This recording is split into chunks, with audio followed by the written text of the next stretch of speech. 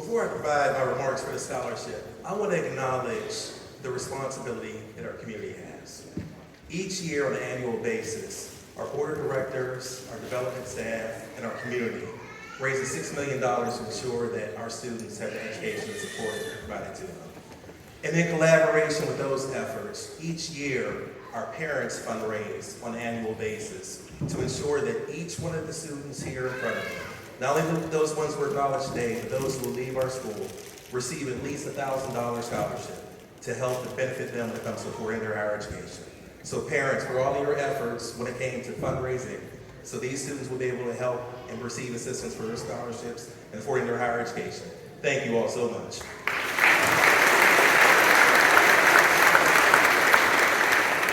And don't clap too long because we got to do it again next year as we have another group of bright juniors who will be seniors and will help raise funds so they can afford their higher education as well. Thank you all so much.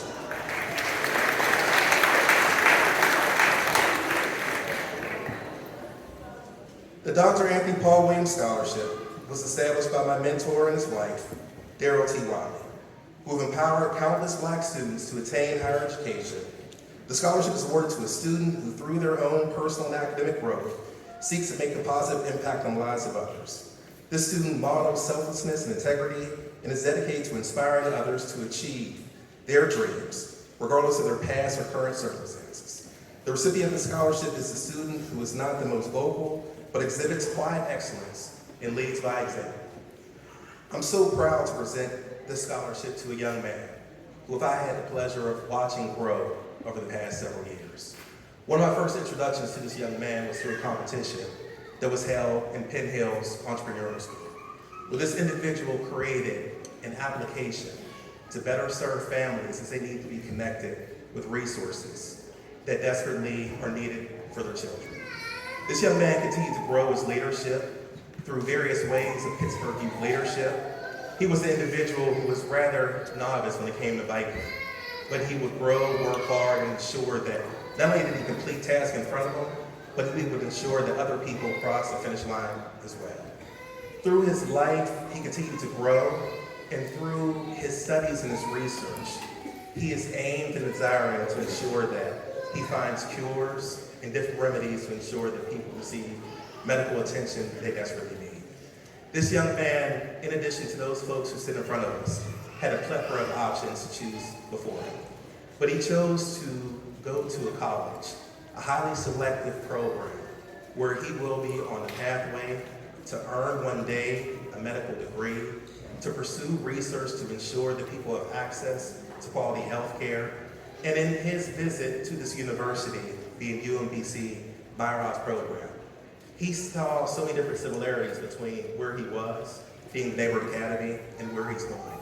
He personally connected me with the program director and said, Dr. Williams, I want to ensure that students from Neighborhood Academy have this wonderful opportunity that I had, and I want to build a pipeline from Stanton Heights down to Maryland. I could not be more proud of the recipient of the scholarship, in addition to our graduation speaker. I'm gonna call him Mr. Nate Shelton at this time.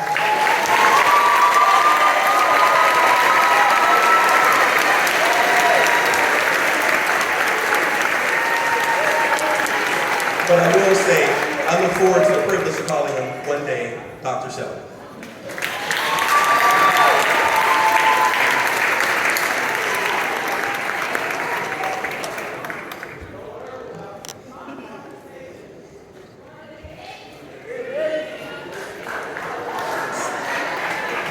Thank y'all.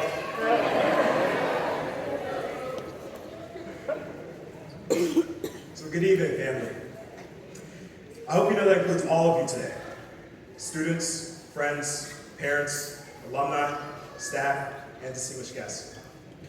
It is your support that has brought us to this moment. We thank you deeply. I'm honored to stand here today and represent the class of 2025. And on their behalf, let's just give them another round of applause. Get a lot more.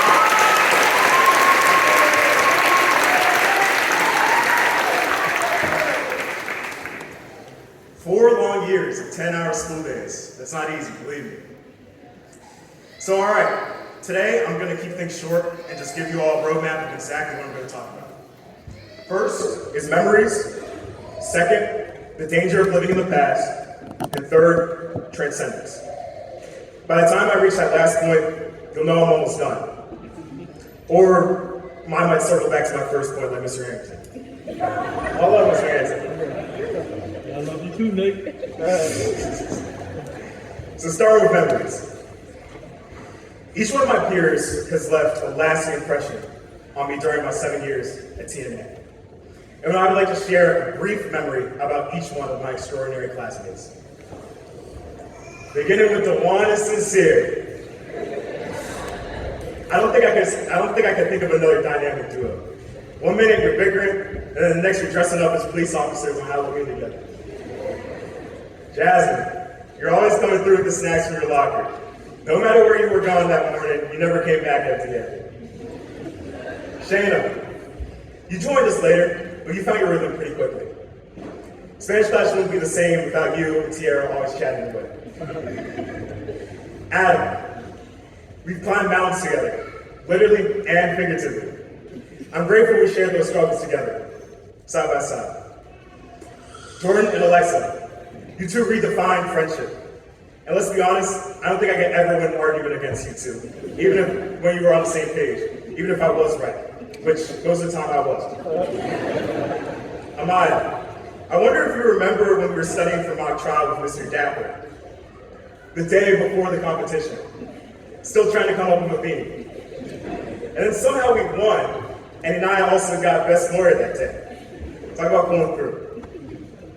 Junior, Cammy, Brianna, our lunch conversations were wild, trading classroom gossip like we were running a news station. Jalea, always asking me about what I wanted to do for my future. And then I'm always confidently coming to the conclusion I should go into anesthesiology. But I like it, we're going towards the money, right? Jalise, getting lost in a hotel right before our mock trial competition. I still don't know how that happened, but I'm glad we just made it. Lavon, man, you've always come off with something crazy like a concussion or pneumonia, but you're always back. You're always bouncing back, man. Your resilience is commendable. And to my brothers from 6th grade, Makai, Darren, TJ, Antonio, Dominic, Shamar, and Courtney. 7 years ago, we started in those pews on the way back. And I could list 100 memories we shared together. But I think there's one that always stands out. Probably any time Mr. Jernigan has promised us something.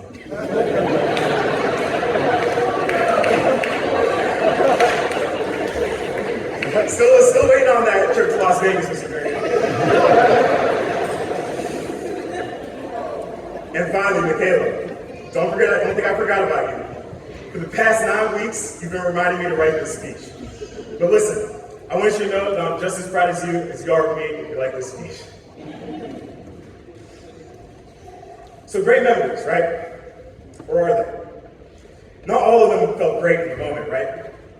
Getting lost an hour before a national competition, losing arguments you knew you were right about, getting promised an all-expensive trip to Las Vegas. But here's the thing about memories. They lie to us. They show us highlight reels and skip over the hard parts. When we look back, we tend to believe that what was is better than what we have now. But when we cling to the past, we risk getting stuck there. We become trapped between yesterday and today. So to the seniors, whether you're moving a few blocks away or 100 miles away from home, don't be afraid to make new memories. To our families, parents, don't dwell too long on those baby pictures or childhood trophies. Be proud of who we are now. And to the teachers and staff. You'll miss the chaos. But don't worry, we'll be back, popping our heads in the classrooms when you least expect it. So even with everything we've accomplished as a class, even with the memories we'll carry on for a lifetime, with the good and bad parts, we all have to remember that this is just the beginning. So yes, we survived those 10-hour school days. Yes, we found our way through high school in a world changed by COVID. Yes, we endured 3 years with Mr. Mazda, 2 with Dr. Nutbrown, and heck, 3 with Miss Beast too. Yes, our basketball team made history and brought home a state championship.